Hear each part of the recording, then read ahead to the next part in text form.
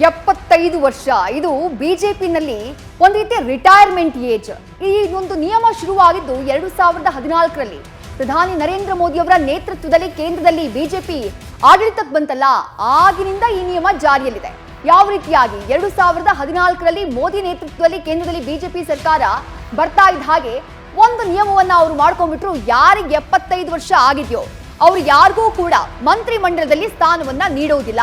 ಇದು ಮೊದಲನೇದಾಗಿ ಅವರು ಮಾಡಿಕೊಂಡಂತಹ ನಿಯಮ. ಅದೇ ಕಾರಣಕ್ಕಾಗಿ LK ಅಡ್ವಾಣಿ ಅವರು, ಮುರಳಿ ಮನೋಹರ್ ಜೋಶಿ ಅವರು ಮಂತ್ರಿ ಸ್ಥಾನದಿಂದ ಹೊರಕ್ಕೆ ಉಳಿಬೇಕಾಯಿತು. ಅದಾದ ಬಳಿಕ 2019ರಲ್ಲಿ ನೇರವಾಗಿ ಘೋಷಣೆ ಮಾಡಿಬಿಟ್ರು. ಅಮಿತ್ ಶಾ ಆಗ ಬಿಜೆಪಿಯ ರಾಷ್ಟ್ರೀಯ ಅಧ್ಯಕ್ಷರಾಗಿರ್ತಾರೆ.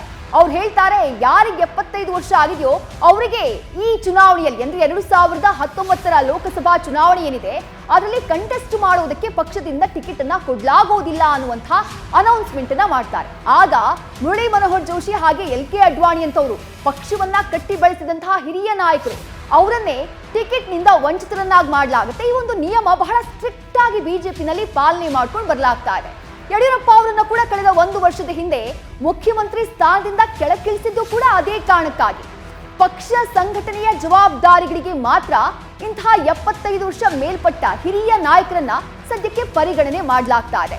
ಆದ್ರೆ ಬಹಳ ಅಪರೂಪದ ಪ್ರಕರಣದಲ್ಲಿ BS ಯಡಿಯೂರಪ್ಪ ಅವರಿಗೆ ರಾಷ್ಟ್ರೀಯ ಬಿಜೆಪಿಯ ಹೈಕಮಾಂಡ್ 2 ಪ್ರಮುಖ ಸ್ಥಾನಗಳನ್ನ ನೀಡಿದೆ. ಸಂಸದೀಯ ಮಂಡಳಿಯಲ್ಲಿ ಬಿಜೆಪಿಯ ಪಕ್ಷವನ್ನ ನಡೆಸೋಕೆ ಒಂದು ಪಕ್ಷಕ್ಕೆ ಇರುವಂತಹ ಗವರ್ನಿಂಗ್ ಒಂದು ಕೌನ್ಸಿಲ್ ಇರುತ್ತಲ್ಲ, ಆಡಳಿತ ನಡೆಸುವಂತಹ ಒಂದು ಟೀಮ್, ಅದು ಪಾರ್ಲಿಮೆಂಟರಿ ಟೀಮ್ ಬಿಜೆಪಿನಲ್ಲಿ. ಆ ಪಾರ್ಲಿಮೆಂಟರಿ ಮಂಡಳಿ ಏನಿದೆ ಅದರಲ್ಲಿ ಯಡಿಯೂರಪ್ಪ ಅವರಿಗೆ ಸ್ಥಾನವನ್ನ ಕೊಡಲಾಗಿದೆ. ಜೊತೆಗೆ ಚುನಾವಣಾ ಸಮಿತಿ ಕಂಪ್ಲೀಟ್ ಆಗಿ ಪಕ್ಷದಲ್ಲಿ ಎಲೆಕ್ಷನ್ ವಿಚಾರವನ್ನ ಮಾನಿಟರ್ ಮಾಡುವಂತಹ ಒಂದು ಕಮಿಟಿ, ಈ ಎಲೆಕ್ಷನ್ ಕಮಿಟಿ ಬಿಜೆಪಿ ಪಾಳ್ಯದಲ್ಲಿ, ಅದರಲ್ಲೂ ಕೂಡ ರಾಷ್ಟ್ರೀಯ ಮಟ್ಟದಲ್ಲಿ ಅವರನ್ನ ಸದಸ್ಯರನ್ನಾಗಿ ಆಯ್ಕೆ ಮಾಡಲಾಗಿದೆ. ಆ ಮೂಲಕ ಯಡಿಯೂರಪ್ಪ ಅವರಿಗೆ ಕೇಂದ್ರ ಸ್ಥಾನದಲ್ಲಿ 2 ಉನ್ನತ ಹುದ್ದೆಗಳನ್ನ ನೀಡಿದೆ ಬಿಜೆಪಿ ಹೈಕಮಾಂಡ್. ಆದ್ರೆ ಒಂದು ಪ್ರಶ್ನೆ ಮೂಡುತ್ತಲ್ಲ, ಯಾವ ಕಾರಣಕ್ಕಾಗಿ BS ಯಡಿಯೂರಪ್ಪ ಅವರನ್ನ ಈ 2 ಪ್ರಮುಖ ಸ್ಥಾನಗಳಿಗೆ ಹಾಗಾದ್ರೆ ಆಯ್ಕೆ ಮಾಡಲಾಯಿತು ಅಂತ ಹೇಳಿ, ಅದು ಕೂಡ ನಾವು ಸಂದರ್ಭವನ್ನ ಗಮನಿಸಬೇಕಾಗುತ್ತೆ. ಈ ವಿಚಾರವನ್ನ ಚರ್ಚೆಯನ್ನ ಮಾಡುವಂತಹ ಸಂದರ್ಭದಲ್ಲಿ ಹಾಗಾದ್ರೆ ಕಾರಣಗಳನ್ನ ನೋಡ್ತಾ ಹೋಗೋಣ. ಮೊದಲ ಕಾರಣ ನಮ್ಗೆಲ್ರಿಗೂ ಕೂಡ ಗೊತ್ತಿರುವಂತಹ ಕಾರಣ, 2023ರಲ್ಲಿ ರಾಜ್ಯ ವಿಧಾನಸಭೆ ಸಾರ್ವತ್ರಿಕ ಚುನಾವಣೆ ನಡೀತಾ ಇದೆ. ಇದೇ ಮೇನ್ ಟಾರ್ಗೆಟ್ ಬಿಜೆಪಿಗೆ. 130ಕ್ಕಿಂತಲೂ ಹೆಚ್ಚು ಸೀಟ್ಗಳನ್ನ ನಾವು ಗೆಲ್ತೀವಿ ಅನ್ನುವಂತಹ ಟಾರ್ಗೆಟ್ ನ ಬಿಜೆಪಿಯ ನಾಯಕರು ಹಾಕೊಂಡಿದ್ದಾರೆ. ಇಂತಹ ಸಂದರ್ಭದಲ್ಲಿ ಯಡಿಯೂರಪ್ಪ ಅವರ ಅವಶ್ಯಕತೆ ಖಂಡಿತವಾಗ್ಲೂ ಬಿಜೆಪಿ ಪಾಳ್ಯಕ್ಕಿದೆ. ಟಿಕೆಟ್ ಹಂಚಿಕೆ ಸೇರಿದಂತೆ ಹಲವು ಜವಾಬ್ದಾರಿಗಳನ್ನ ಯಡಿಯೂರಪ್ಪ ಅವರು ಇದ್ರೆ, ಆ ಸಮಿತಿನಲ್ಲಿದ್ರೆ ಬಹಳ ಈಸಿಯಾಗಿ ನಾವು ನಿರ್ವಹಿಸಬಹುದು ಅನ್ನುವಂತಹ ಲೆಕ್ಕಾಚಾರದಲ್ಲಿ ಹೈಕಮಾಂಡ್ ನಾಯಕರಿದ್ದಾರೆ. ಯಾವ ಕಾರಣಕ್ಕಾಗಿ ಅಂತ ನಮಗೆ ಗೊತ್ತು. ರಾಜ್ಯ ಬಿಜೆಪಿನಲ್ಲಿ ಯಾವುದಾದ್ರೂ ಒಬ್ಬ ನಾಯಕ ಹಳ್ಳಿಗೆ ತಿರುಗಿದ್ದಾನೆ. ಪ್ರತಿಯೊಂದು ಹಳ್ಳಿಯ, ಪ್ರತಿಯೊಂದು ಕ್ಷೇತ್ರದ ಜಾತಿ ಸಮೀಕರಣದಿಂದ ಹಿಡಿದು ಅಲ್ಲಿಯ ವಾತಾವರಣ ಯಾರಿಗಾದ್ರೂ ಒಬ್ಬರಿಗೆ ಅರಿವಿದೆ ಅಂತ ಹೇಳಿದ್ರೆ ಅದು ಯಡಿಯೂರಪ್ಪನವರಿಗೆ ಅನ್ನುವಂತಹ ಮಾತು ಬಿಜೆಪಿ ಪಾಳ್ಯದಲ್ಲೇ ಕೇಳಿಬರುತ್ತೆ. ಹಾಗಾಗಿ ಯಡಿಯೂರಪ್ಪ ಅವರ ಒಂದು ಅವಶ್ಯಕತೆ ಮುಂದಿನ ಚುನಾವಣೆಯ ಸಂದರ್ಭದಲ್ಲಿ ಹೈಕಮಾಂಡ್ ನಾಯಕರಿಗೆ ಖಂಡಿತವಾಗ್ಲೂ ಇದೆ. ಇನ್ನು ಈ ಸಮಿತಿ ಇದೆಯಲ್ಲ, ಅದು ಪಾರ್ಲಿಮೆಂಟರಿ ಸಮಿತಿ ಇರಬಹುದು ಅಥವಾ ಚುನಾವಣಾ ಸಮಿತಿ ಇರಬಹುದು, ಆ ಸಮಿತಿಗಳು ತೆಗೆದುಕೊಳ್ಳುವಂತಹ ನಿರ್ಧಾರಗಳೇ ಅಂತಿಮ. ಹಾಗಾಗಿ ಯಡಿಯೂರಪ್ಪ ಅವರ ಸಲಹೆ ಅಲ್ಲಿ ಬೇಕಾಗುತ್ತೆ ಹೈಕಮಾಂಡ್ ನಾಯಕರಿಗೆ.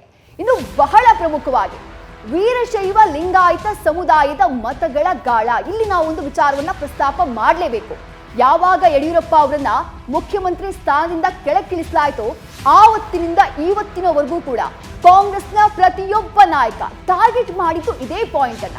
ಯಾರು ಯಡಿಯೂರಪ್ಪ ಅವರು? ಲಿಂಗಾಯತ ಸಮುದಾಯದ ದೈತ್ಯ ಶಕ್ತಿ. ಅಂತಹ ದೈತ್ಯ ಶಕ್ತಿಯನ್ನ ಬಿಜೆಪಿ ಪಾಳ್ಯ ಕಡೆಗಣನೆ ಮಾಡಿಬಿಟ್ರು.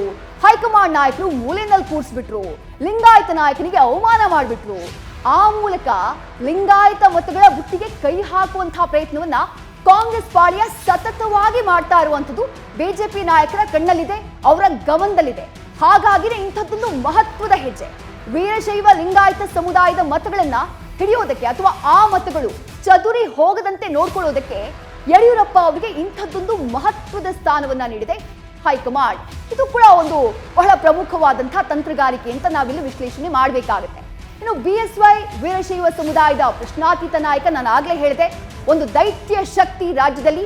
ಅವರ ಒಂದು CM ಸ್ಥಾನದಿಂದ ಅವರನ್ನ ಕೆಳಗಿಳಿಸಿದ ನಂತರ ಬೊಮ್ಮಾಯಿ ಅವರು ಅದೇ ಸಮುದಾಯದವರಾದ್ರೂ ಕೂಡ ಆ ಒಂದು ಬೆಸ್ಟ್ ರೀಪ್ಲೇಸ್ಮೆಂಟ್ ಆಗಲಿಲ್ಲ ಅನ್ನುವಂತಹ ಮಾತುಗಳು ಆ ಸಮುದಾಯದಲ್ಲೇ ಕೇಳಿಬರ್ತಾ ಇವೆ. ಇನ್ನು ರಾಜ್ಯ ಪ್ರವಾಸದ ವೇಳೆ ಮತಗಳ ಕ್ರೋಢೀಕರಣಕ್ಕೆ, ಪಕ್ಷ ಸಂಘಟನೆಗೆ ಯಡಿಯೂರಪ್ಪ ಅವರಿಂದ ಸಹಾಯ ಆಗುತ್ತೆ. ಈಗ ಯಾವುದೇ ಸ್ಥಾನಮಾನ ಕೊಡದೆ ನೀವು ರಾಜ್ಯ ಪ್ರವಾಸ ಮಾಡಿ ಅಂತ ಹೇಳಿದ್ರೆ ಅದು ನೆಗೆಟಿವ್ ಆಗಬಹುದು, ಡ್ಯಾಮೇಜ್ ಆಗಬಹುದು, ಈ ರೀತಿಯಾದಂತಹ ಲೆಕ್ಕಾಚಾರ. ಈಗ 2 ಪ್ರಮುಖ ಹುದ್ದೆಯನ್ನ ಯಡಿಯೂರಪ್ಪ ಅವರಿಗೆ ಕೊಟ್ಟು ರಾಷ್ಟ್ರೀಯ ಸ್ಥಾನಮಾನ ಕೊಡಲಾಗಿದೆ ಅನ್ನುವಂತಹ ವಿಚಾರವನ್ನ ಜನರ ಮನಸ್ಸಲ್ಲಿ ಬಿಟ್ಟಿದ್ರೆ ಕಳೆದು ಹೋಗಿರುವಂತಹ ಒಂದು ಒಲವಿದೆಯಲ್ಲ ಲಿಂಗಾಯತ ಸಮುದಾಯದ್ದು, ಆ ಒಲವು ಮತ್ತೆ ಬಿಜೆಪಿಯತ್ತ ಬರಬಹುದು ಅನ್ನುವಂತಹ ಲೆಕ್ಕಾಚಾರ ಕೇಂದ್ರ ಬಿಜೆಪಿ ನಾಯಕರದ್ದು. ಇನ್ನು ಬಹಳ ಮುಖ್ಯವಾಗಿ ಬಹಳ ಮುತ್ಸದ್ದಿ ರಾಜಕಾರಣಿ, ಸಾಕಷ್ಟು ಅನುಭವ ಇರುವಂತವರು BS ಯಡಿಯೂರಪ್ಪ. ಹೀಗಾಗಿ ಅವರ ಸಲಹೆ ಸೂಚನೆಗಳು ಬಹಳ ಅಗತ್ಯ ಅಂತ ಹೇಳಿ ಹೈಕಮಾಂಡ್ ನಾಯಕರಿಗೂ ಕೂಡ ಅನಿಸಿದೆ. ಮುಂದಿನ 2 ಚುನಾವಣೆಗಳನ್ನ ಎದುರಿಸಬೇಕು ಬಿಜೆಪಿ ಪಾಳ್ಯ. ಮೊದಲನೇದು 2023ರಲ್ಲಿ ರಾಜ್ಯ ವಿಧಾನಸಭಾ ಚುನಾವಣೆಯನ್ನು ಎದುರಿಸಬೇಕಾಗುತ್ತೆ. ಅದಾಗಿ 1 ವರ್ಷದಲ್ಲಿ 2024ರಲ್ಲಿ ಸಾರ್ವತ್ರಿಕ ಲೋಕಸಭಾ ಚುನಾವಣೆ ಇದೆ. ಆ 2 ಚುನಾವಣೆಗಳನ್ನ ಎದುರಿಸೋದಕ್ಕೆ BSY ಅವರ ಸಪೋರ್ಟ್ ಬೇಕೇ ಬೇಕು, ಅವರ ಮಾರ್ಗದರ್ಶನ, ಅವರ ಸಲಹೆ ಬೇಕೇ ಬೇಕು. ಇದು ಬಿಜೆಪಿ ಹೈಕಮಾಂಡ್ಗೆ ಅನಿಸಿರೋದು. ಇನ್ನು ಎಲ್ಲಕ್ಕಿಂತ ಮುಖ್ಯವಾಗಿ ರಾಜ್ಯ ಸರ್ಕಾರದ ಡ್ಯಾಮೇಜ್ ಕಂಟ್ರೋಲ್ಗೆ BS ಯಡಿಯೂರಪ್ಪ ಅವರನ್ನ ಈ ಸ್ಥಾನದಲ್ಲಿ ಕೂರಿಸೋದು ಬಹಳ ಸಹಕಾರಿ ಅನ್ನುವಂತಹ ಆಲೋಚನೆಯೂ ಕೂಡ ಹೈಕಮಾಂಡ್ ನಾಯಕರದ್ದು. ಇನ್ನು ಬಹಳ ಪ್ರಮುಖವಾಗಿ ಆಗಲೇ ಹೇಳಿದ ಹಾಗೆ ವಿಧಾನಸಭಾ ಚುನಾವಣೆ, ಲೋಕಸಭಾ ಚುನಾವಣೆ ಮುಂಬರುವ ಸಂದರ್ಭದಲ್ಲಿ ಬರುವಂತಹ 2 ಮಹತ್ವದ ಪ್ರಮುಖ ಚುನಾವಣೆಗಳು. ಆ ಚುನಾವಣೆಗಳಲ್ಲಿ ಯಡಿಯೂರಪ್ಪ ಅವರನ್ನ ಸಕ್ರಿಯವಾಗಿ ಬಳಕೆ ಮಾಡಿಕೊಳ್ಬೇಕು. ನಾನಾಗ್ಲೇ ಹೇಳಿದೆ, ರಾಜ್ಯದ ಮೂಲೆ ಮೂಲೆಯನ್ನ ತಿರುಗಿ ಪಕ್ಷವನ್ನ ಸಂಘಟನೆ ಮಾಡಿದಂಥವ್ರು ಒಂದು ಕಾಲದಲ್ಲಿ ಅದು BS ಯಡಿಯೂರಪ್ಪ ಅವರು. ಇವತ್ತಿಗೂ ಕೂಡ BS ಯಡಿಯೂರಪ್ಪ ಅವರನ್ನ ಬಿಜೆಪಿ ಪಾಳ್ಯದ ಮಹತ್ವದ ನಾಯಕ, ಪ್ರಬಲ ನಾಯಕ ಅಂತ ಕನ್ಸಿಡರ್ ಮಾಡಲಾಗುತ್ತೆ. ಹೀಗಿರುವಂತಹ ಸಂದರ್ಭದಲ್ಲಿ ಅವರನ್ನ ಸೈಡ್ಲೈನ್ ಮಾಡೋದು ಯಾವುದೇ ಕಾರಣಕ್ಕೂ ಒಳ್ಳೆಯದಲ್ಲ ಅನ್ನುವಂತಹ ಲೆಕ್ಕಾಚಾರದಲ್ಲಿ ಹೈಕಮಾಂಡ್ ನಾಯಕರು 2 ಮಹತ್ವದ ಹುದ್ದೆಗಳನ್ನ BS ಯಡಿಯೂರಪ್ಪ ಅವರಿಗೆ ನೀಡಿದ್ದಾರೆ. ಇನ್ನು ಸಂಸದೀಯ ಮಂಡಳಿಯಲ್ಲಿ ಕಾರ್ಯವನ್ನ ನಿರ್ವಹಿಸಲಿದ್ದಾರೆ BS ಯಡಿಯೂರಪ್ಪ ಅವರು. ಹಾಗಾದ್ರೆ ಏನಿದು ಸಂಸದೀಯ ಮಂಡಳಿ, ಯಾವ ರೀತಿ ಕಾರ್ಯವನ್ನ ನಿರ್ವಹಣೆ ಮಾಡ್ತಾ ಹೋಗುತ್ತೆ ಅದನ್ನ ಕ್ವಿಕ್ ಆಗಿ ನೋಡ್ತಾ ಹೋಗೋಣ. ಕೇಂದ್ರ ಸಂಸದೀಯ ಮಂಡಳಿ ಬಿಜೆಪಿಯ ಅತ್ಯುನ್ನತ ಮಂಡಳಿ. ನಾನಾಗ್ಲೇ ಹೇಳಿದೆ, ಬಿಜೆಪಿಯ ಈ ಗವರ್ನಿಂಗ್ ಬಾಡಿ ಅಥವಾ ಇಡೀ ಬಿಜೆಪಿಯನ್ನ ನಡೆಸುವಂತಹ ಒಂದು ಟೀಮ್ ಇರುತ್ತಲ್ಲ ಯಾವುದೋ ಒಂದು ಪಕ್ಷದಲ್ಲಿ, ಆ ಟೀಮ್ ಬಿಜೆಪಿಯ ಸಂಸದೀಯ ಮಂಡಳಿ. ಈಗ ನಾವು ಕಾಂಗ್ರೆಸ್ನ ಲೆಕ್ಕಕ್ಕೆ ತಗೊಂಡ್ರೆ ಕಾಂಗ್ರೆಸ್ನಲ್ಲಿ ವರ್ಕಿಂಗ್ ಕಮಿಟಿ ಇದೆ. ಹಾಗೆ ಈಗ ಕಮ್ಯುನಿಸ್ಟ್ ಪಾರ್ಟಿ CPI ಅನ್ನ ತಗೊಂಡ್ರೆ ಅಲ್ಲಿ ಪಾಲಿಟ್ ಬ್ಯೂರೋ ಇದೆ. ಅದೇ ರೀತಿ ಬಿಜೆಪಿನಲ್ಲಿ ಸಂಸದೀಯ ಮಂಡಳಿ ಕಾರ್ಯವನ್ನ ನಿರ್ವಹಿಸುತ್ತೆ. ಪಕ್ಷದ ಅತ್ಯುನ್ನತ ನಿರ್ಧಾರಗಳನ್ನ ಈ ಮಂಡಳಿನೇ ಕೈಗೊಳ್ಳೋದು. ಅದು ಏನೇ ಇರಬಹುದು, ಯಾವುದೇ ವಿಚಾರ ಆಗಿರ್ಬೋದು, ಯಾವುದೇ ರಾಜ್ಯದ ವಿಚಾರ ಆಗಿರ್ಬೋದು, ಯಾವುದೋ ಪದಾಧಿಕಾರಿಗಳ ಆಯ್ಕೆಯ ವಿಚಾರ ಆಗಿರ್ಬೋದು, ಕಂಪ್ಲೀಟ್ ಆಗಿ ಆ ನಿರ್ಧಾರ, ಅಂತಿಮ ನಿರ್ಧಾರವನ್ನ ತೆಗೆದುಕೊಳ್ಳುವಂಥದ್ದು ಈ ಸಂಸದೀಯ ಮಂಡಳಿ. ಇನ್ನು ಮುಖ್ಯಮಂತ್ರಿ ಆಯ್ಕೆಯ ನಿರ್ಧಾರ ಕೂಡ ಈ ಮಂಡಳಿನೇ ತೆಗೆದುಕೊಳ್ಳುತ್ತೆ. ಅಲ್ಲಿಗೆ ನಾವು ಯೋಚನೆ ಮಾಡಬೇಕು, ಬಿಜೆಪಿಯಲ್ಲಿ ಈ ಸಂಸದೀಯ ಮಂಡಳಿಗೆ, ಈ ಪಾರ್ಲಿಮೆಂಟರಿ ಬೋರ್ಡ್ಗೆ ಎಷ್ಟು ಮಹತ್ವ ಇದೆ ಅಂತ ಹೇಳಿ. ಯಾವುದೇ ರಾಜ್ಯದಲ್ಲಿ ಚುನಾವಣೆಯಾದಾಗ ಬಿಜೆಪಿ ಗೆದ್ದಾಗ ಅಲ್ಲಿ ಯಾರನ್ನ ಮುಖ್ಯಮಂತ್ರಿ ಮಾಡಬೇಕು, ಯಾವ ರಾಜ್ಯದಲ್ಲಿ ಮುಖ್ಯಮಂತ್ರಿಯ ಬದಲಾವಣೆಯ ಅವಶ್ಯಕತೆ ಇದೆ, ಎಲ್ಲವನ್ನ ಮಾನಿಟರ್ ಮಾಡುವುದು ಈ ಪಾರ್ಲಿಮೆಂಟರಿ ಬೋರ್ಡ್. ಅಲ್ಲಿಗೆ BS ಯಡಿಯೂರಪ್ಪ ಅವರು ಹೋಗ್ತಾ ಇರುವಂತಹ ಈ ಸಂಸದೀಯ ಮಂಡಳಿ ಎಷ್ಟು ಪ್ರಾಮುಖ್ಯತೆಯನ್ನ ಹೊಂದಿದೆ ಅನ್ನುವಂಥದ್ದನ್ನ ನಾವು ಅರ್ಥ ಮಾಡ್ಕೊಳ್ಬೇಕು. ಅದರ ಜೊತೆಗೆ ಟಿಕೆಟ್ ಹಂಚಿಕೆ ಬಗ್ಗೆ ಈ ಮಂಡಳಿಯ ಅನುಮೋದನೆ ಅತ್ಯಗತ್ಯ. ನಾವು ಹೈಕಮಾಂಡ್ ಅಂತ ಹೇಳ್ತೀವಲ್ಲ, ಆ ಹೈಕಮಾಂಡೇ ಈ ಪಾರ್ಲಿಮೆಂಟರಿ ಬೋರ್ಡ್. ಯಾರಿಗೆ ಟಿಕೆಟ್ ಬೇಕು, ಯಾವುದೇ ಚುನಾವಣೆಗೆ ಟಿಕೆಟ್ ಬೇಕು, ಸಾಕಷ್ಟು ಬಾರಿ ಚರ್ಚೆಗಳಾಗುತ್ತಲ್ಲ, ಸಿಕ್ಕಿಲ್ಲ, ಶಿಫಾರಸು ಮಾಡಬೇಕು, ಎಲ್ಲವನ್ನ ಕೂಡ ನಿರ್ಧಾರ ಮಾಡೋದೇ ಈ ಪಾರ್ಲಿಮೆಂಟರಿ ಬೋರ್ಡ್. ಇನ್ನು ಮುಂದೆ ಈ ಪಾರ್ಲಿಮೆಂಟರಿ ಬೋರ್ಡ್ ಅಲ್ಲಿ BS ಯಡಿಯೂರಪ್ಪ ಅವರು ಇರ್ತಾರೆ. ಮಹತ್ವದ ನಿರ್ಧಾರ ತೆಗೆದುಕೊಳ್ಳುವಂತಹ ಸಂದರ್ಭದಲ್ಲಿ ಮಾತ್ರ ಈ ಪಾರ್ಲಿಮೆಂಟರಿ ಬೋರ್ಡ್ ಸಭೆಯನ್ನ ನಡೆಸುತ್ತೆ. ಆ ಸಭೆಯಲ್ಲಿ ಎಲ್ಲಾ ಸದಸ್ಯರು ಭಾಗಿ ಆಗಬೇಕಾಗುತ್ತೆ. ಬಿಜೆಪಿಯ ಸಂಸದೀಯ ಮಂಡಳಿಯಲ್ಲಿ ಇರುವಂತಹ ಸದಸ್ಯರ ಸಂಖ್ಯೆ ಎಷ್ಟು? ಕೇವಲ 11. ಅದರಲ್ಲಿ ಒಬ್ರು ಬಿಜೆಪಿಯ ರಾಷ್ಟ್ರೀಯ ಅಧ್ಯಕ್ಷರಾಗಿರ್ತಾರೆ JP ನಡ್ಡಾ. ಅವರ ಜೊತೆಗೆ ಇನ್ನು 10 ಮಂದಿ ಒಟ್ಟಾರೆಯಾಗಿ ಸದಸ್ಯರಿರ್ತಾರೆ. ನಮಗೆ ಗೊತ್ತು, ಬಿಜೆಪಿನಲ್ಲಿ ಟೋಟಲ್ ಆಗಿರುವಂತಹ ಬಿಜೆಪಿಯ ಸದಸ್ಯರ ಸಂಖ್ಯೆ ಸುಮಾರು 11 ಕೋಟಿ ಜನ ಇದ್ದಾರೆ. ಆ 11 ಕೋಟಿಯಲ್ಲಿ ಕೇವಲ 11 ಜನ ಇಡೀ ಪಕ್ಷದ ಬಗ್ಗೆ ನಿರ್ಧಾರಗಳನ್ನ ತೆಗೆದುಕೊಳ್ತಾರೆ, ಪಕ್ಷದ ಭವಿಷ್ಯವನ್ನ ನಿರ್ಧಾರವನ್ನ ಮಾಡ್ತಾರೆ. ಇನ್ನು ಈ ಮಂಡಳಿನಲ್ಲಿ ಪ್ರಧಾನಿ ಮೋದಿ ಇದ್ದಾರೆ, ಅಮಿತ್ ಶಾ ಇದ್ದಾರೆ.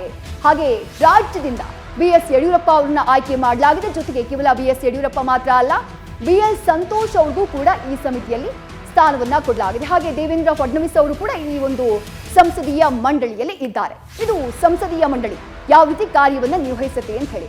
ಹಾಗೆ ಮತ್ತೊಂದು ಕಮಿಟಿಗೂ ಕೂಡ BS ಯಡಿಯೂರಪ್ಪ ಅವರನ್ನ ಆಯ್ಕೆ ಮಾಡಲಾಗಿದೆ, ಅದು ಚುನಾವಣಾ ಸಮಿತಿ. ಹಾಗಾದ್ರೆ ಈ ಚುನಾವಣಾ ಸಮಿತಿ ಬಿಜೆಪಿ ಪಾಳ್ಯದಲ್ಲಿ ಯಾವ ರೀತಿಯಂತಹ ಕಾರ್ಯವನ್ನ ನಿರ್ವಹಿಸುತ್ತೆ, ಅದರ ಒಂದು ಪ್ರಾಮುಖ್ಯತೆ ಏನು? ಚುನಾವಣೆಗೆ ಸಂಬಂಧಪಟ್ಟ ಹಾಗೆ ಪಕ್ಷದ ಅತ್ಯುನ್ನತವಾದಂತಹ ಸಮಿತಿ ಅಂತ ಹೇಳಿದ್ರೆ ಅದು ಚುನಾವಣಾ ಸಮಿತಿ. ಯಾವುದೇ ರಾಜ್ಯದಲ್ಲಿ ಚುನಾವಣೆಗೆ ಸಂಬಂಧಪಟ್ಟ ಹಾಗೆ ನಿರ್ಧಾರವನ್ನ ತೆಗೆದುಕೊಳ್ಳೋದು ಅಥವಾ ಟಿಕೆಟ್ ಹಂಚಿಕೆ ಸೇರಿದಂತೆ ಹಲವು ಜವಾಬ್ದಾರಿಗಳನ್ನ ನಿಭಾಯಿಸುವುದು, ಅದು ಟಿಕೆಟ್ ಹಂಚಿಕೆ ಇರಬಹುದು ಅಥವಾ ಮುಂದೆ ಬರುವಂತಹ ಈ ಪ್ರಚಾರದ ವಿಚಾರ ಇರಬಹುದು, ವೀಕ್ಷಕರನ್ನ ಆಯ್ಕೆ ಮಾಡೋದಿರಬಹುದು, ಅವರನ್ನ ರಾಜ್ಯಕ್ಕೆ ಕಳುಹಿಸೋದಿರಬಹುದು, ಕಂಪ್ಲೀಟ್ ಆಗಿ ಎಲೆಕ್ಷನ್ನ ಪ್ಲಾನಿಂಗ್ ಅನ್ನ ಮಾಡೋದು ಈ ಚುನಾವಣಾ ಸಮಿತಿ. ಈ ಸಮಿತಿ ತೆಗೆದುಕೊಳ್ಳುವಂತಹ ನಿರ್ಧಾರಗಳೇ ಯಾವತ್ತೂ ಕೂಡ ಅಂತಿಮ ಆಗಿರುತ್ತೆ. ಎಲ್ಲರೂ ಕೂಡ ಕೂತ್ಕೊಂಡು ಮಾತನಾಡಿ ಒಂದು ನಿರ್ಧಾರಕ್ಕೆ ಬರ್ತಾರೆ. ಟಿಕೆಟ್ ಹಂಚಿಕೆ ಬಗ್ಗೆ ಹೆಸರನ್ನ ಶಿಫಾರಸು ಮಾಡುವಂತಹ ಅಧಿಕಾರವನ್ನ ಈ ಚುನಾವಣಾ ಸಮಿತಿ ಬಿಜೆಪಿ ಪಾಳ್ಯದಲ್ಲಿ ಹೊಂದಿದೆ. ಈ ಸಮಿತಿಗೆ ಬಿಜೆಪಿಯ ರಾಷ್ಟ್ರೀಯ ಅಧ್ಯಕ್ಷರು ಮುಖ್ಯಸ್ಥರಾಗಿರ್ತಾರೆ. ಈಗ ಜೆ.ಪಿ. ನಡ್ಡಾ ಅವರು ಈ ಒಂದು ಸಮಿತಿಯ ಮುಖ್ಯಸ್ಥರು. ಬಿಜೆಪಿಯ ಚುನಾವಣೆಯ ಸಮಿತಿಯಲ್ಲಿ ಸದ್ಯಕ್ಕೆ ಅನೌನ್ಸ್ ಮಾಡಿರೋದು 15 ಜನರ ಲಿಸ್ಟ್ ಅನ್ನ. ಆಕ್ಚುಲ್ ಆಗಿ ಇದರಲ್ಲಿ 19 ಜನ ಇರ್ತಾರೆ. 11 ಜನ ಯಾರು ಪಾರ್ಲಿಮೆಂಟರಿ ಬೋರ್ಡ್ ನಲ್ಲಿ ಇರ್ತಾರೋ ಅವರೇ ಇರ್ತಾರೆ. ಅವರ ಜೊತೆಗೆ ಪ್ಲಸ್ 8 ಜನರನ್ನ ಆಯ್ಕೆ ಮಾಡಲಾಗುತ್ತೆ. ಬಟ್ ಈಗ 4 ಸ್ಥಾನ ಅದರಲ್ಲಿ ವೇಕೆಂಟ್ ಇದೆ. ನ್ಯೂಸ್ ಫಸ್ಟ್ ಪ್ರತಿಕ್ಷಣ.